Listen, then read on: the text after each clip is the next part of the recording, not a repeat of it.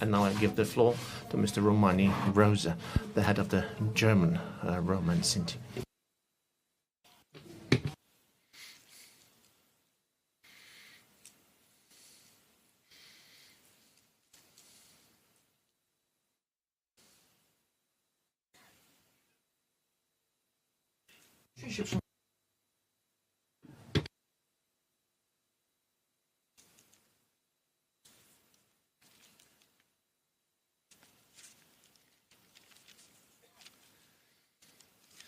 Sehr geehrter Herr Präsident der Parlamentarischen Versammlung des Europäischen Dear President of the Parliamentary Assembly of the Council of Europe, dear Mr. Rossopoulos, dear Vice President of the European Parliament, Mr. Hojsík, it is a great honor for me to welcome Mr. Dieter Flack and Kwapipiki, who will be addressing us today on behalf of the survivors, whom I would also like to welcome very warmly and respectfully. Warm welcome to Mr. Manicke, the Consul General representing Germany. Honourable members of the European Parliament and the European Commission, dear members of the Council of Europe, ladies and gentlemen, all of us gathered here today understand the significance of this place, a site that has become a synonym of the greatest crime in the history of humanity. Over 1 million people were murdered in Auschwitz. This was a bureaucratically planned crime. People were efficiently deported in cattle cars, suffocated in gas chambers, and their bodies were systematically incinerated in crematoria. The Nazi murderers made no distinctions whatsoever whether the victims were Jews or Roma or Sinti. On the night of August 2nd, 1944, the SS murdered the last remaining 4,300 Roma and Sinti people imprisoned here, despite their fierce resistance. They were mainly children, women, and the elderly. Eva Faidi Pustai, a Hungarian Jewish survivor, was an eyewitness to this act of extermination. In 2018, on the 75th anniversary, she stood at this very podium and she told us what she said, but above all, what she heard. She described how the Jews, paralyzed with fear, held the breath in the neighboring block of the so-called Gypsy family camp in section B2 of the camp. She saw flamethrowers used by the SS to drive people into the gas chambers. She saw guards beat a mother and her daughter to death simply because they refused to be separated. And she heard their desperate cries. She heard the cries of desperate mothers, and those cries stayed with her for the rest of her life. She put it this way: a new calm descended as abruptly as these terrible events had occurred, and the silence was intolerable. Tens of thousands of people in the various camps in Auschwitz-Birkenau could hear their hearts pounding. I often remember that dreadful night, and I feel it is my duty to talk about it so that it will never be forgotten. I hope that all those who committed these murders could hear nothing for the rest of their lives but the appalling sounds of this very night. And then Eva Faidi Pustai added in her gentle voice, "May these murderers suffer eternal damnation."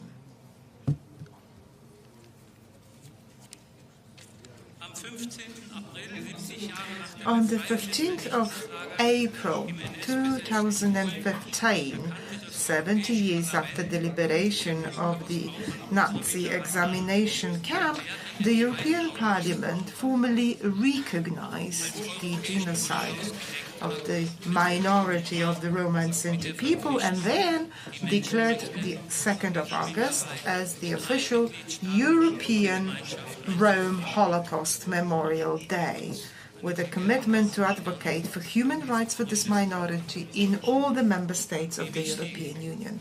For us, this marks a very historic date.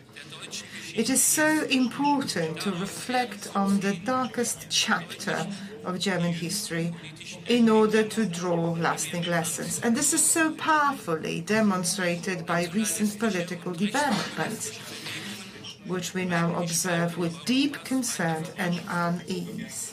Nationalistic and right-wing populist movements are increasingly deepening divisions across Europe. Roma and Sinti, as well as Jews and other minorities, are today exposed to new forms of nationalism, right-wing extremism and racism, with brutal violence once again becoming part of the daily reality.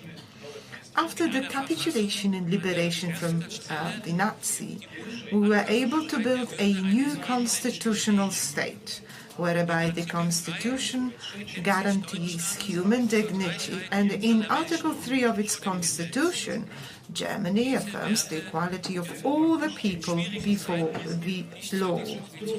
These values are non-negotiable, even in challenging times. In this very context, the Holocaust Memorial Days play a vital role in upholding these principles. That is why we must never allow the actual meaning to be drowned in empty words. We must take them seriously for what they truly are. Namely, they need to be treated as a continual reminder that we must defend human rights and human dignity, as these rights are inalienable, non-negotiable, not tied to any nation. Auschwitz is also a universal call to humanity. Auschwitz teaches us that without humanity, every society loses its civilization. Without us remembering about Auschwitz, morality and ethics will become just empty concepts. This will happen if we allow refugees to die of thirst in the desert or drown in the sea, or if we simply accept that children starving in war zones are more regrettably collateral damage. Anyone who accepts injustice, as Auschwitz also teaches us, becomes complicit. The temptation to look the other way is indeed daunting on us, and it's so big when things are happening around us, and what would happen around us is unbearable. However, it is our duty to speak up, just as Elsa Baker does. In the face of 500,000 murdered Roma and Sinti and 6 million murdered Jews, we need to raise our voices. Elsa Baker has been doing it for decades. As a young girl, she was deported from her foster family to Auschwitz because her mother was persecuted by the gypsies and called a gypsy. Standing alongside Eva Faidi Postay on the 75th anniversary, Elsa Baker said, "All of us, survivors of the annihilation camps, as well as young people today, have to stand up for democracy and human rights. We can never be sure that the Nazi crimes will not be repeated. This is a warning that we must take seriously." We still believe that horrific crimes committed by the Nazis were exceptional. This industrial, bureaucratic and cold-blooded murder of millions of people who did not fit the vision of a racist tyranny had no precedent in human history, and to this day they have no imitators. Any comparison with other acts, no matter how terrible they might be, is unacceptable as it would relativize the enormity and horror of the Holocaust. It would put a relativity clause to it. Auschwitz is so difficult to bear because it reveals the full extent of the unimaginable dehumanization, forcing us to confront the cruelty and evil that humans are capable of. Auschwitz inevitably casts humanity back into the vulnerability of existence. All the survivors who suffered in Auschwitz are therefore united in their plea to humanity and plea for humanity. They will no longer be with us for very long, and there is less of them who are still remaining with us, but they have passed on their experience so that those born later may stand with the people around the world against the greatest violation of civilization norms in human history. This is our commitment. This is what we learned from Auschwitz. Fritz Bauer, who, as a representative of the prosecutor in the Auschwitz trials in the early 1960s, was confronted with lies, the trivialization of victims, and empty apologies from perpetrators, concluded with resignation, and I quote, "I believe it is a sad truth that civilization is but a very thin veneer which quickly crumbles." As a Holocaust survivor, Primo Levi described that in his autobiographical work, Acts a Homo, If This Is a Man, the all-encompassing abyss from which he managed to escape only because he encountered a true human being, a true person on his way to hell. He described the man who became his friend as following: his humanity, not corrupt, not savage, and far away from hatred and terror, was a remote possibility of goodness, for which it is worth surviving. But Primo Levi also warns: Auschwitz happened, and therefore it can happen again. 10 men and women, the representatives of the international concentration camp communities who formulated the testament of the survivors in January 2009 in Berlin, in which they advocated for a just, peaceful, and tolerant world, pronounced their doubts whether humanity has learned anything from history. I am sadly inclined to agree with them.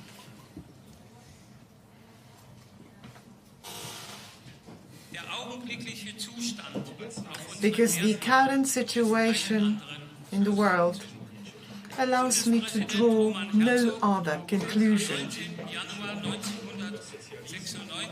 On the 19th of January 1996, during the first day of remembrance for the victims of National Socialism, in the German Bundestag, Federal President Roman Herzog stated, "The decisive task today is that of preventing this from being repeated, wherever and in whatever form. This involves two things: awareness of the consequences of racism and totalitarianism, and awareness about the beginnings, which can often be on a small scale, starting with the very banal matters." In the post-war years, Germany has only partially learned this lesson. This is primarily due to the fact that German authorities, with very few exceptions, were reluctant to confront their own complicity in the Nazi regime of lawlessness. In this way, former perpetrators were able to instill their Nazi ideology, particularly the one against Roma and Sinti, within the post-war bureaucracy. Unlike the Jewish minority, however, Roma and Sinti were never placed under the scrutiny of global public opinion. This institutional anti-Gypsyism, anti-Romani sentiment, reinforced by its dissemination throughout much of the media, is the root cause of widespread societal rejection of our minority. Discrimination, exclusion, and the creation of separate registries persist up till today, and this trend is growing. To this very day, we cannot possibly understand how is that possible. And the public in our country remains astonished by the fact that the Holocaust also meant the extermination of 500,000 European Roma and Sinti. And this is despite 50 years of informational efforts carried out by the Central Council of German Sinti and Roma, and also despite the state honors we have received in recognition of that work. In his remarkable speech at the memorial to the Sinti and Roma of European murdered in Berlin in October 24, 2022, and 40 years after Helmut Schmidt recognized the genocide, Federal President Frank-Walter Steinmeier addressed in clear terms this injustice that persisted even after 1945. This is the quote from Frank-Walter Steinmeier. Authorities, the police, and the judiciary discriminated against, stigmatized, and criminalized members of the minority, academics, politicians, and the public covered up, denied, or chose to ignore the genocide of the Sinti and Roma. Claims for compensation went unrecognized for far too long. On behalf of our country, I wish to ask for forgiveness today. And I would also ask for forgiveness for those second suffering inflicted on the Sinti and Roma in the post-war period. 2 years ago, standing in this very place, I also called on all German ministers to initiate a scholarly reckoning with the history of injustices committed by the police in the Nazi state against our minority, just as it was first done by the Federal Criminal Police Office. I urge the security authorities to finally put an end to the ongoing anti-Gypsyism practice of maintaining separate registries and the criminalization of Roma and Sinti by the police based solely on ethnic origin. What happened since then? Nothing happened. 2 years ago, I already urged and nothing happened. Criticism of this dehumanizing practice, modeled after the National Socialists and then condemned by the Council of Europe's Commissioner of Human Rights, as well as Amnesty International, continues to meet a wall of willfully ignorant policy. I'd like to bid warm welcome and respect to Mr. Minche and also his deputy. I'd like to use this opportunity to thank Mr. Cywinski, the manager, the director of the State Auschwitz-Birkenau Museum. We owe a great lot to Director Dr. Cywinski. Mr. Kwiatkowski has already said, we were always able to rely on great support of the National State Museum of Auschwitz-Birkenau. Very warm thanks to you, Dr. Cywinski. Now, the criticism of this dehumanizing practice, modeled after the National Socialists and then condemned by the Council of Europe's Commissioner for Human Rights, as well as by Amnesty International, continues, however, as I said, to meet a wall of willfully ignorant policy, and exposes the ongoing and deeply rooted dominance of institutional anti-Gypsyism. This stems from political ignorance, and it also demonstrates this deep roots of anti-Romani sentiment. Our democratic state leaves us shamelessly with this, with no help, although we are a recognized national minority. So our democratic state leaves us with no protection whatsoever, in full view of the international public. In light of the Auschwitz extermination machinery, and remembering the suffering of the Roma and Sinti, I want to finally put an end to it, and I expect the German politicians, who are bound to uphold the basic fundamental laws, to finally put an end to this unlawful treatment of our minority. Nazi racism led to dehumanization in the form of extermination camps. The racism happening today, the racism of our times, including anti-Gypsyism and anti-Semitism, is leading to the deconstruction of our democratic society.